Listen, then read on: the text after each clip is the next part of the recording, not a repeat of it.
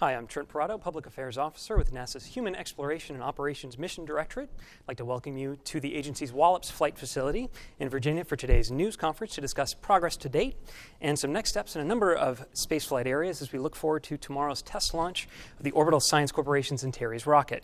For those joining us online, you can find out more information about the test launch at www.nasa.gov/orbital. And to find all the ways to connect with us on social media, go to www.nasa.gov/connect. As for the order of events today, we have 4 speakers joining us. Each will provide brief remarks, and then we'll open the floor and phone lines for questions and answers. I'd like to take a brief moment just to welcome and introduce the speakers. First, we have Phil McAllister, NASA's Director of Commercial Spaceflight Development.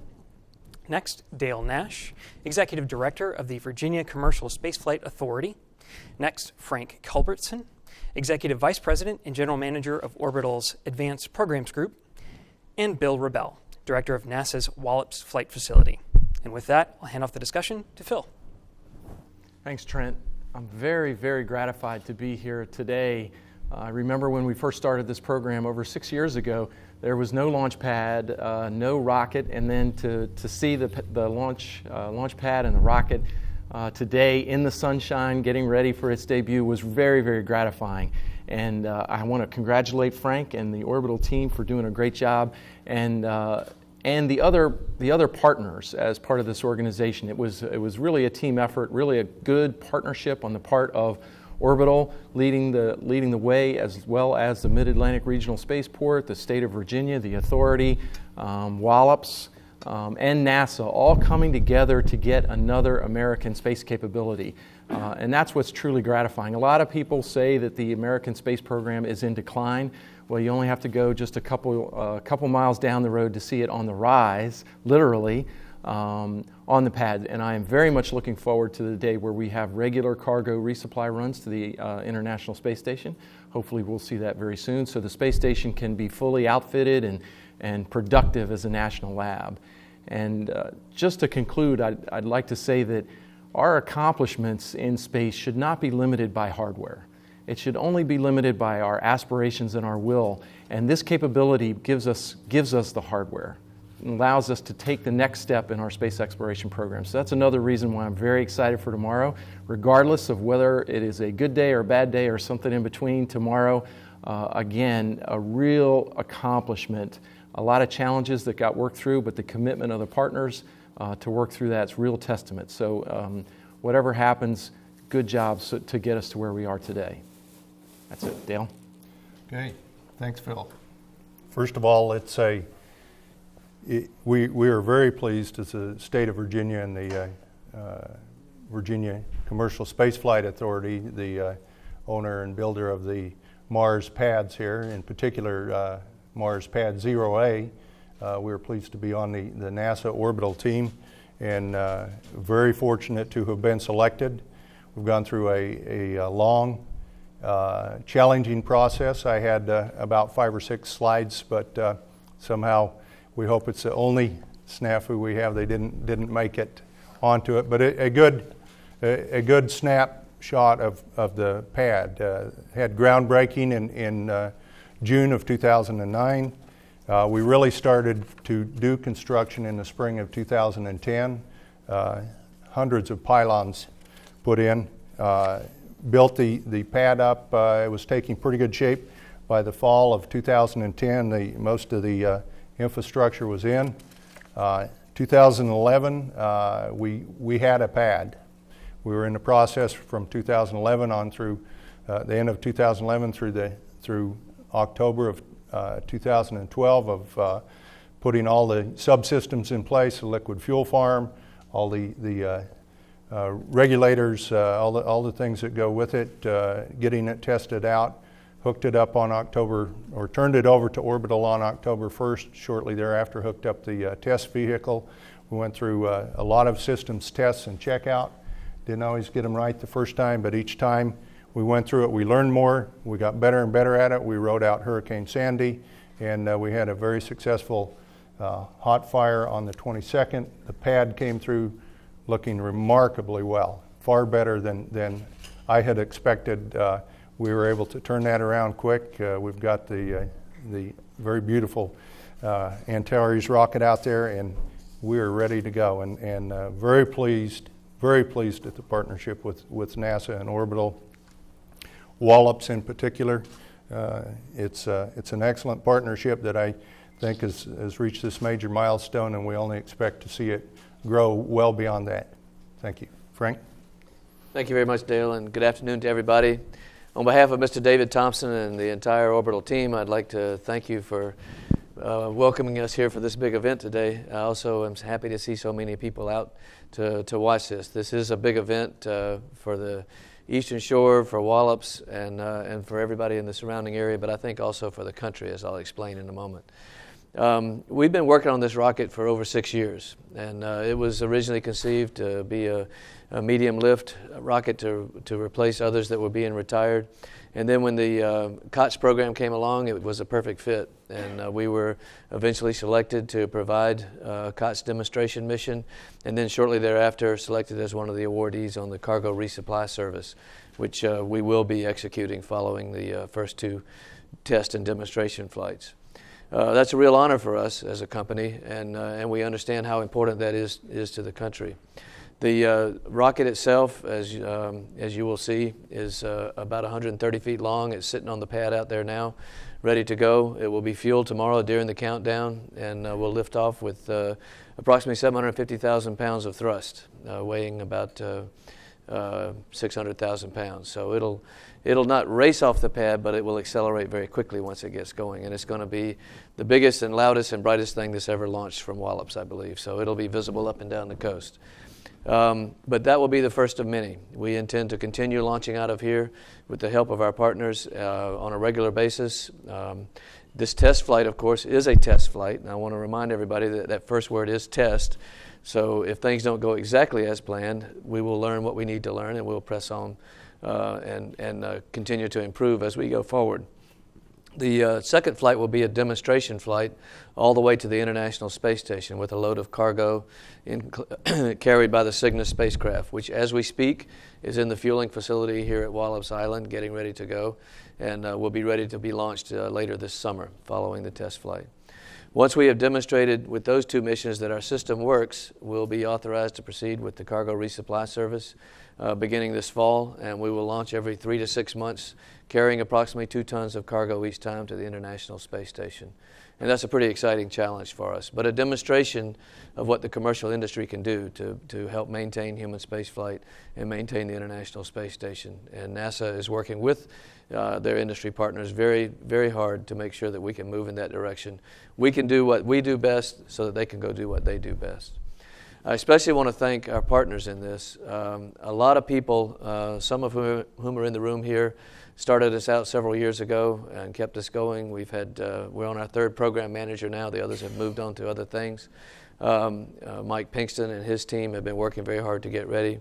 Dale and his team and Billy and your work have gotten us ready. And we really want to thank Mars for all the hard work that you've put into this and the state of Virginia's support in making sure that we have a launch pad here.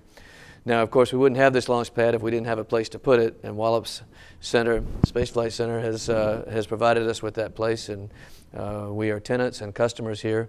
But it's a great partnership because they provide the range, they provide the integration facility, and the Wallops folks have worked very hard to make sure that not only are we safe, but we're also ready to go, and provided their own expertise in launching. And thousands of rockets have been launched here from Wallops, and so this is just a bigger, better version of what they've been doing in the past, but it's the same people paying attention to the safety and to the range. We want to thank the International Space Station program and NASA at large for the support. It's been, again, a great partnership working through various problems, everything from funding to schedule to finding parts to help us get the pad ready from various NASA centers, including bringing people in from all over the agency to help us out when we needed it. So it's been a true team effort to try to achieve this commercialization of cargo carry into the International Space Station, but also to broaden the capability of the United States as a spacefaring nation. And now we will have a new liquid rocket spaceport on the East Coast to carry not only cargo but other spacecraft into orbit, and that's a great expansion of our capabilities.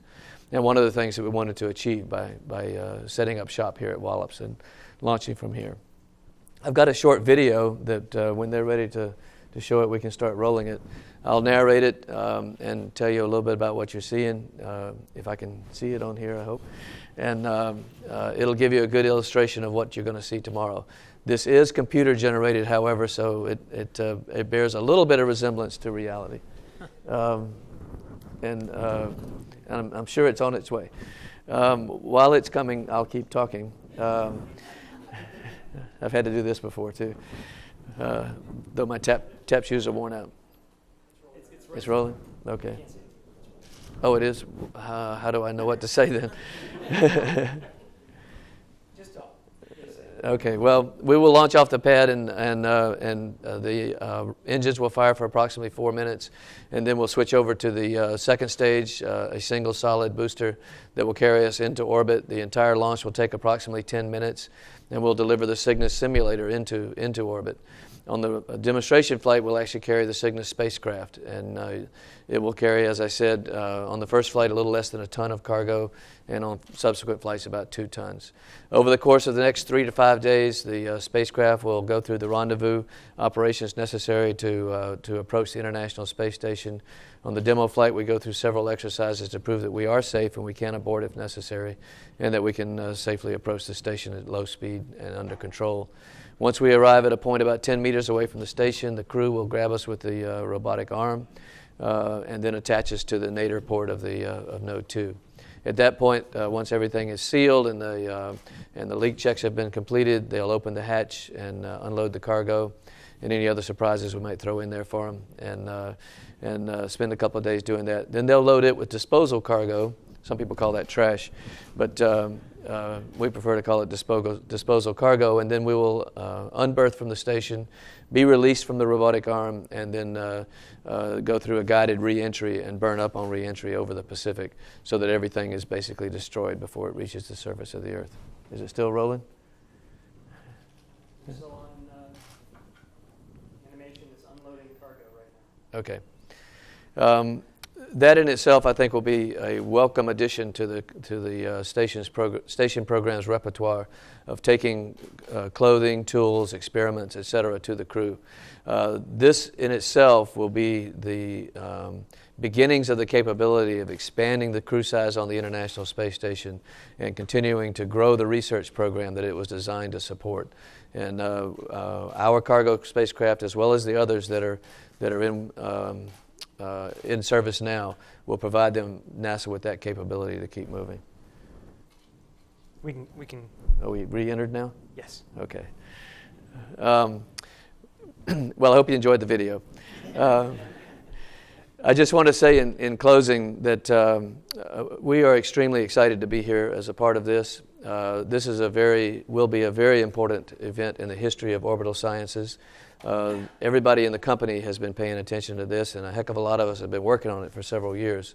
So we've got our hearts and souls in this, but we are also keenly aware that this is not just for our company, it's for the country. And in order for the United States to maintain a presence in space and to continue the human spaceflight program going so that we can go beyond low Earth orbit, beyond the International Space Station, and out into the solar system and beyond, we need this capability in order to keep the crew safe and to keep them well fed and to keep the research going. So this is important to the future of the country and to our future generations if they're going to continue to be explorers.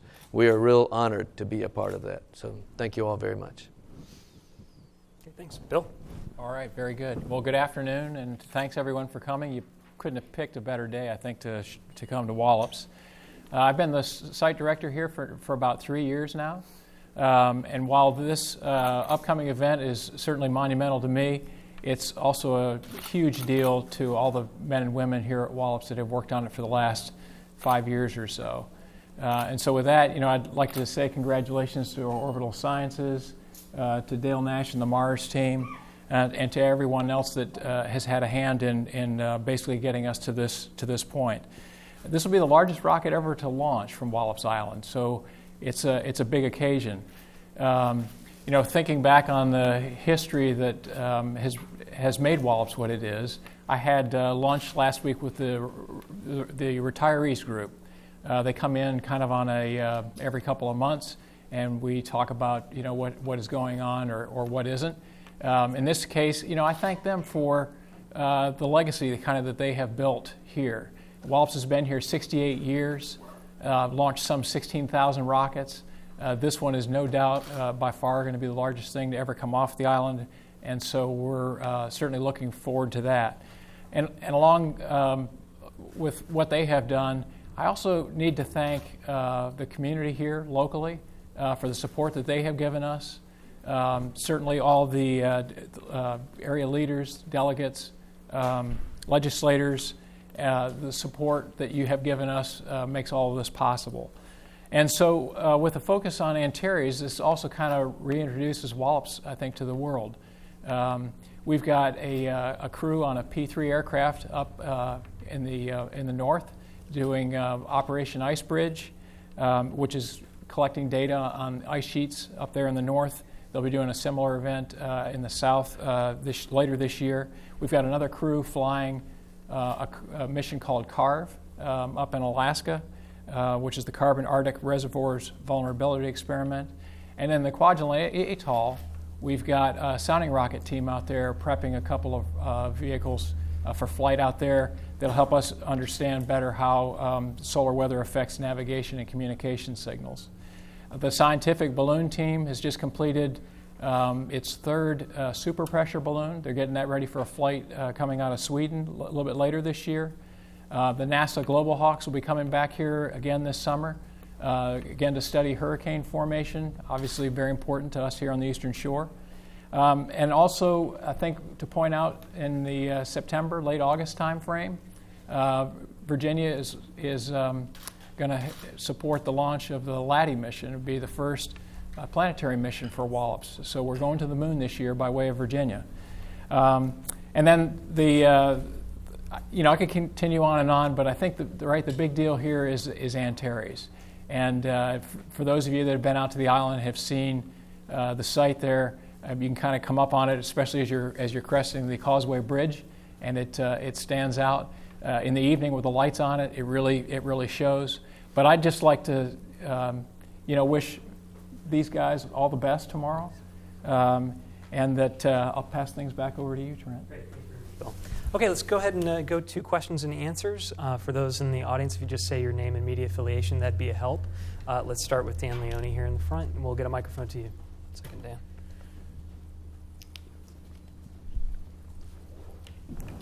Hi, everybody. Dan Leone with Space News. Thanks for having us all out here. Frank, I want to pick up on something that you said, but embedded in here is also a question for Phil. You mentioned this was going to be a step in having a larger space station crew. So, Phil, I'm curious. We've heard Bill Gerstenmaier say time and time again, maybe literally one time and another time, that there could be a 7-member crew, provided that all the commercial cargo and crew objectives go according to plan. I'm curious whether the 7 crew is an official goal for NASA yet. And then, Frank, I'm curious what part Orbital would play with Cygnus and Antares to support. I'm not sure I'd call it an official goal. It's definitely something that we aspire to. It's going to be dependent on the technical progress of the crew program as well as future budgets. But the space station was designed for a 7-person crew. We'd like to make it fully productive. That's what it's up there to do, is research in microgravity, innovative activities, maybe potentially commercial applications. And to really do that effectively, you definitely need crew time. So we would like to get it up to 7 if possible. That is definitely something that we are going to be aspiring to. I don't know if you can call it an official goal, but it's definitely something that we're working towards. This Antares Cygnus capability is a key component of that. We want assured cargo access to the ISS.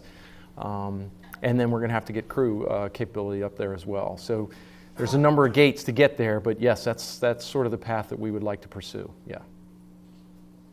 And Frank? And as far as Orbital's role, what Phil said is correct. I already knew the crew the station was designed for 7 crew, but I also know that without our participation and all of the people that are providing cargo and eventually crew transportation, you can't get there. So we're a part of the solution to getting to 7 crew. It's NASA's job to determine when, where, and how, with the help of Congress, to expand the capabilities of the station. We'll be ready to support if they can achieve that. Okay. I saw 3 hands fire up fast, so we'll go Ken and then Tarek, and then we'll go here to the side if that's okay. All Hi, thank you, and thanks for doing this fantastic rocket you have. For Frank Culbertson, you talked a little bit about the question I have at the end, but can you put this in a little bit more personal terms? Since you have been an astronaut, you've been to the ISS, you know they need these science experiments. So put your mission, your Cygnus mission, in that perspective of just how important this is. Thanks. Well, I think the element of this that is driving the importance of our delivery, SpaceX, HTV, the Russians, ESA, is the fact that we don't have the shuttle anymore. And the shuttle, with all of its cargo capability and lift capability, was able to keep the station very well supplied with things of any size, from the largest battery requirement to the smallest instrument. But without the shuttle, we need other means of doing that, and that's going to be a multifaceted solution, one of the facets of which is Antares and Cygnus. And we intend to be ready to do that by later this year and do it on a regular basis for as long as the station continues to operate. And we're hoping that NASA will be happy with what we do in this first phase of the contract, and if they extend it, that we'll be a part of that too. But having the ability to predict how much and when you're going to be able to deliver cargo is very important to the station program in order to plan the crew training, the crew arrivals, the crew departures. It's a very complicated traffic problem, and they need predictable launch capability from the providers in order to keep it working. Otherwise, you'll end up with situations where you either don't have enough supplies and part of the crew has to come home, or you may not be able to just sustain the research that you have planned. Thank you, Tarek Malik with Space.com. I think I have a question for Phil and for Dale. The goal, from COTS and the commercial use of cargo delivery, was to foster what we're seeing now, the new vehicles, the new spacecraft. But you're getting another spaceport out of it as well. And I'm wondering what the value of a new liquid-fueled capable spaceport is, both for NASA, for Virginia, and then also for Orbital. Frank, if you could kind of comment on just having that new capability, a Mid-Atlantic launching site. Thanks. So I don't want to delve into hyperbole, but it is a key critical capability for not only for NASA and the ISS program, but I think for the entire nation. It's going to help economically for commercial customers that the Antares is going to fly. It will potentially help national security if Antares flies any DoD or national security missions. It's definitely going to help NASA.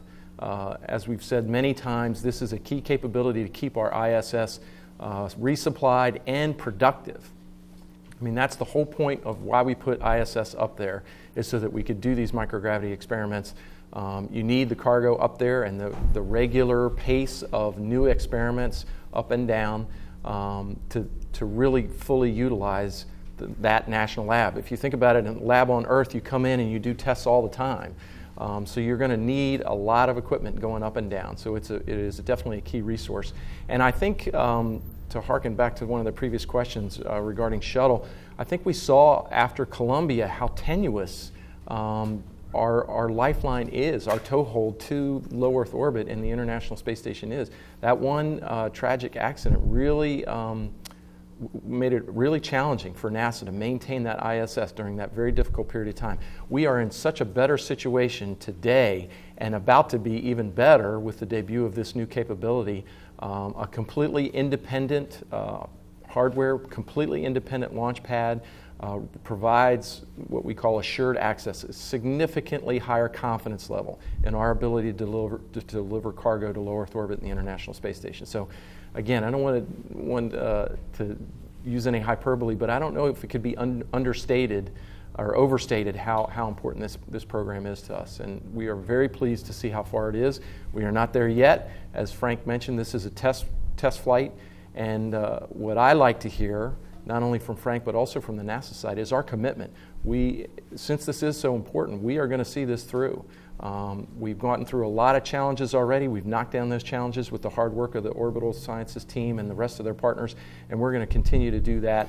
Spaceflight's always going to be hard. There's going to always be difficulties and challenges ahead, but the fact that all the partners are committed to this additional U.S. capability is what gives me confidence that we'll eventually get there. Let's take one more here in the audience, and then we'll go to the phone line. Microphone's here. Gene McCulka with Talking Space. First off, gentlemen, thanks for taking our questions here today, and congratulations and wishing you guys well tomorrow. Antares is going to be launched within eyesight of everybody here in the Northeast, but it's also going to be launched within eyesight of our hired help over in Capitol Hill. If you go ahead and, what do you hope that folks might be going ahead, taking a look outside their office windows and seeing this thing going up around 5 o'clock tomorrow? What do you think their thoughts are going to be, and what do you hope they are? Thanks. Well, I hope they're watching, first of all, because they can go out on the eastern portico and watch, or they can go to the top of the tall buildings and they'll be able to see us if they look in the right direction, which is approximately 140 degrees and 85 miles. But, and we will have folks hosting an event down there to try to encourage them to come and watch on TV and live. But I think the message that comes out of that is that we are growing in our spaceport capability in this country. Right down the road from Washington to the west, we build satellites and other components for spaceflight. To the east now in Wallops, we're actually launching them. And we will be launching them regularly. And that's a new experience. People think you have to go to Florida to do a space launch. Florida has tremendous capability, and we may launch from there again also too. But right now we're launching from Virginia and within sight of the nation's capital. And I think it's important that people see that so they know that the space program is alive and well. The space program is still supporting human spaceflight, and the commercial industry is involved in that. And we're trying to move out in many different directions to ensure that the American industry, the American public, the American taxpayer has access to space. And someday, hopefully in person, but certainly by sending other people, sending experiments, sending payloads, and sending other missions to either low Earth orbit or beyond. And Wallops is a big piece of that. One of the reasons we're here is because we actually ran a competition between Florida and Virginia, and one of the many factors we considered was the fact that we are a Virginia company and we're not too far from here. And so that played a role, but also the fact that the prediction was we would have less traffic conflicts here. Now, ironically, it's like driving the back roads here on the Eastern Shore. If there's two cars that are going to meet up at a stop sign, I mean, only two cars on the road, they're going to meet up at a stop sign. Well, the only other conflict we could have possibly run into is getting ready to go out to the pad this summer. So we've run into a little bit of a conflict with that. But we'll get around that. And the fact that we can manage those kind of things should allow us to go to the space station when they need us to come. And with the support of the congressional legislations and the leadership in both Virginia and Maryland, we've been able to keep this going. And I certainly want to thank the governor of Virginia for his support, and Sean Connaughton, the transportation secretary, and Senator Mikulski, who, though I think she may think this is part of Maryland, but it's pretty close. We don't do anything to convince her otherwise. That's right. But she has a lot of Marylanders who work here and a great deal of interest in this because of the link between Goddard and Wallops. And she's been tremendously supportive. And I know that she'll be watching either from here or from Washington and encouraging her other hired help to go outside and watch also. So we think it's very important they go out and see this and then spread the word. Yeah, we are launching from the Eastern Shore. And we're going east. Don't be afraid. We certainly want Richmond to go out and look as well because, as Frank mentioned, certainly Governor McDonnell and Secretary Sean Connaughton have been absolutely supportive. But you go back four governors, and probably more, but four governors, two of which are now senators as well. You've had a long commitment of support that has begun to really accelerate and take off under Governor McDonnell. So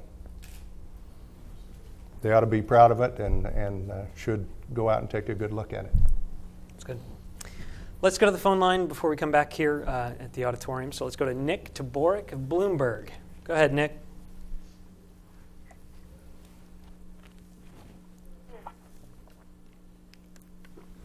All right. Go ahead. We hear you.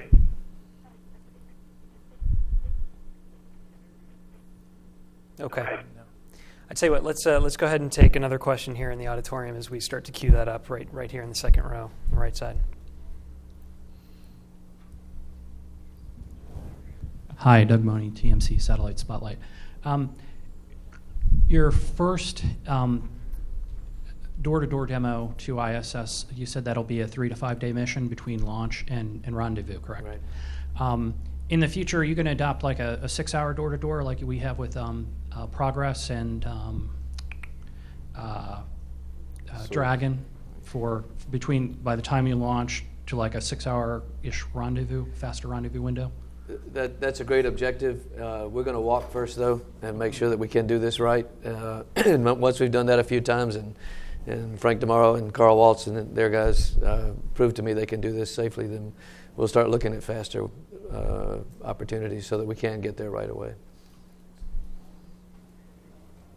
Okay, let's go ahead and try Irene Klotz from Reuters on the phone, if you can hear us. Go ahead, Irene. I can hear you. Can you hear me all right? We can. Excellent. Go ahead. Great. Thanks very much. Hi. I have a few different little housekeeping questions, I think. The first for Frank. Nice to hear your voice.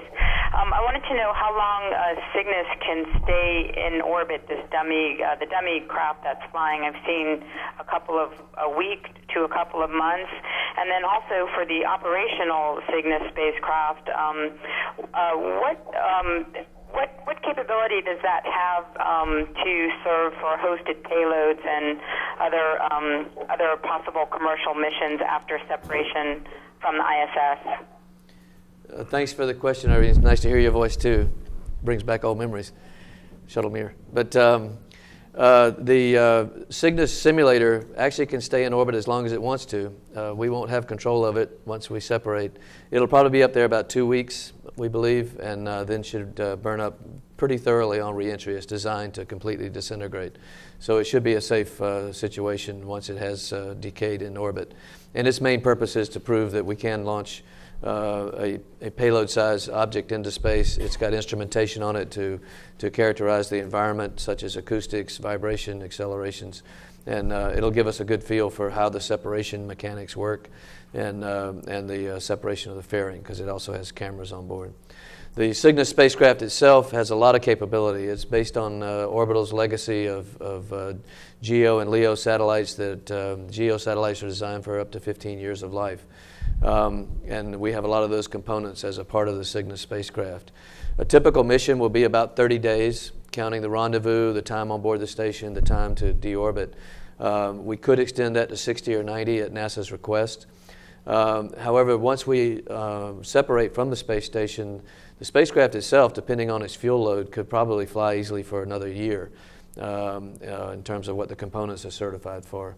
So we think it's a great potential candidate for hosted payloads, and we actually are negotiating for a couple of possibilities over the next few years that might take advantage of that capability to stay on orbit and to transfer data even after it has separated from the station. So it should be a multi-purpose spacecraft. It'll also be useful, we think, going beyond low Earth orbit once the exploration plans take shape and it's determined where humans are going to go next. We certainly would be more than happy to compete for providing the cargo for that base wherever it happens to be too, and as well as for control capability. So it's got a lot of capability. Okay, I want to go back here to the audience, and then I'll ask James Dean on the phone to just stand by. We'll come to you next. So let's go with Stephen Clark here in the front. Hi, Stephen Clark with Spaceflight Now. A couple of questions. First for Frank. Beyond tomorrow's launch, if it goes well, what is the long pole for the first Cygnus COTS demo to ISS? Is it sounds like the hardware is close to getting ready. Is it software finding a slot in the ISS manifest? And for Phil or Frank, take us back a couple of years when the decision was made to do this test launch. It wasn't part of the original agreement. The how and why of adding this to the agreement. Thanks. Okay. I'll go first, Phil. Yeah, sure. As far as the schedule going forward, right now we have virtually all the hardware here that we need for the COTS demo mission. There are a couple of components we've held off just because we didn't need to have them here and we don't need to overcrowd the HIF. But once this flight launches, we'll have the ability to move some pieces around in the horizontal integration facility and start really complete stacking of all of that. The Cygnus spacecraft has been integrated, and as I said, it's in the process of being fueled. It'll move over to the HIF later this week, and then we can work towards integrating it. We typically plan on around 2 to 3 months in between missions. as a minimum, partly because there are certain pieces of test equipment we need to move from one vehicle to the other in between. We need time to have the pad refurbished and make sure that there's been no damage during a flight. We need time to analyze the data that comes down from a particular flight to ensure there's no modifications we need to make to the software or the hardware. And that works out to around just under 3 months. And so we're looking at late June, early July for the demo mission, and we think that that's certainly doable. And in terms of the history of this flight being added to the program, as both providers were working through the development of their hardware and the development of their ops concepts and getting ready to go to the station, NASA made a determination that they would like to invest in some risk mitigation activities and asked us what we could do, and we said, well, the most logical thing is to add a test flight so that we can demonstrate the entire stack before we actually try to carry cargo to the space station. And so some money was added. We also added some investment on our side to make sure that it worked, and started working towards the test flight as the first mission. We were not initially planning to do a test flight because when we were awarded the COTS demonstration Space Act agreement, we were at $100 million less than the other awardee, and we really couldn't afford it at that time. So adding it, we think, does add some risk mitigation as well as some lessons learned for moving forward towards the demo itself. And Phil, I don't know if you want to add. Yeah, I'll just elaborate a little bit. Frank, everything Frank said was accurate. Just to give you a little more insight into NASA's thinking, you know, our situation with ISS resupply has evolved over time. It's never one constant thing. As we go year to year, we get more experience with the hardware, we get more experience with how long things take to either break or live. And when we started the COTS program, the end of ISS wasn't exactly clear. We knew we had another provider, so schedule was important to us, and so we felt like we could accomplish the test objectives with just the one flight initially. And then as we got further into the program, we started to realize how critical cargo resupply was going to be. The shuttle lifetime was clearly going to be ending very soon. And I think the importance of the cargo carriers kind of got elevated somewhat within NASA. If you look in the Augustine report, they did a very big scrub of the human spaceflight program. There's a statement in the final report that said maybe NASA should consider additional investment to reduce the risk associated with those flights. There was money put into the President's budget's request of FY11, and then Congress appropriated funds to do just that, was to reduce our risk so that we had a higher confidence level. So what we did was we added content to the Space Act agreements for that purpose, risk mitigation. It's obviously better to have 2 test flights instead of 1. We negotiated with Orbital and concurred with their assessment that the best use of that money was to add an additional test flight, which we will hopefully see tomorrow. And that reduces risk on subsequent flights and makes the overall confidence level of the program a little bit higher. So I think it was money well spent. Orbital also contributed to that additional mission, and almost all the milestones that we added were associated with this additional test flight, whether it be ground testing or something else. So we thought it was a very prudent expenditure. And we also added a couple shuttle flights towards the end, a couple we weren't sure we were going to get, and that last one took up a lot of cargo, gave us a little bit more flexibility in terms of schedule, so adding this flight didn't turn out to be too hard. Okay, thanks. Let's go back to the phone line with James Dean, Florida Today. Go ahead, James. Thanks very much. Mr. Culbertson, SpaceX, of course, preceded you in COTS and became pretty well known over the past few years as they made it to station and were also involved in commercial crews. So you're such different companies for people who may, outside aerospace circles, who may not know you as well. Could you try to contrast the kind of company that you are and also the different way in which you went about designing Antares compared to SpaceX's approach? Wow. I'm not sure if I want to go into too much detail on that, but basically it's ironic. Orbital's been in existence for over 30 years, and we've got about 1,000 years worth of on-orbit experience with our satellites and approximately 1,000 spacecraft, rockets, missiles, various components that we have successfully deployed. So we've been doing this for quite a while. We are a publicly traded company. We do this on a commercial basis, and the company was founded on the principles of providing access to space on a commercial basis. And Dave Thompson and the other leaders in the company succeeded in that when they first launched the Pegasus spacecraft to carry a commercial payload over 20 years ago. And so we have been in this business a while, but we do take a little bit different approach. We are publicly traded, and we have to pay attention to our shareholders and their investments. By the same token, we want to keep building our business in multiple directions. Orbital has approximately 3,600 employees. We have 3 basic business units, and we address the market both in all 3 areas, from launch vehicles that are managed out of Ron Graby's group in Chandler, and who are responsible for the great work that's gone on getting ready for the Antares launch. We have the Advanced Programs Group, which I manage, which handles our national security space as well as our human spaceflight efforts, including the Cygnus spacecraft. And then we have our Space Systems Group that is responsible for both our commercial geosats as well as our science satellites and other civil satellites that we launch for the government. So we have a diverse portfolio, and we intend to continue in business for a long time, moving in multiple directions. This is a big part of it for us. Antares is our largest investment as a company, and the Cygnus spacecraft is and its associated cargo resupply service contract is the largest contract we've ever achieved. So they are extremely important to the future of the company. And we do intend to branch out in multiple areas. We did kind of come late to this particular activity. We were selected for the COTS program about 1.5 years after the first 2 selectees, and so we've been playing catch up, but we're about caught up. We'll find that out tomorrow, I believe. And by the end of next year, we should have an additional 4 or 5 cargo missions under our belt. So we're going to be moving fast once we get this off the pad. Okay, I want to take just 1 or 2 more questions here in the auditorium. Before I do, let me just check that Nick isn't still furiously hitting a mute button somewhere. On Nick, you there, Bloomberg? Yeah, I am. Go ahead. Can you hear me? Yes, we can.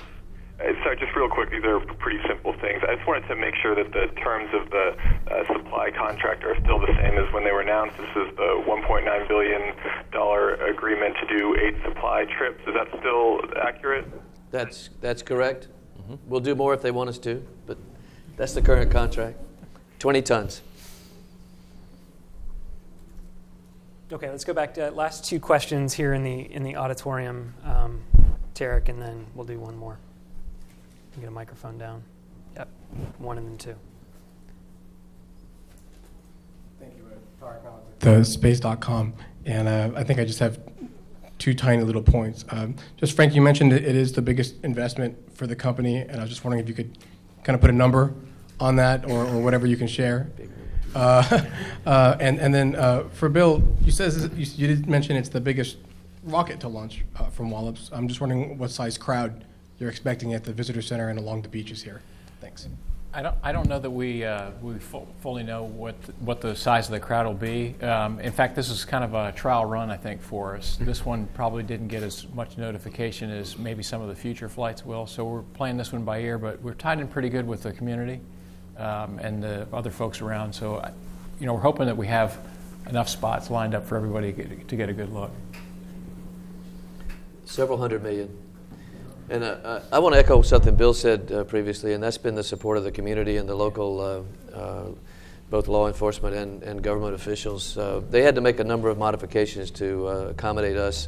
Just moving our spacecraft from the main base down to the island required a lot of modifications to the route, and moving wires and asking people to move their satellite dishes back a little bit and things like that, and not park their cars on the middle of the road in the middle of the night.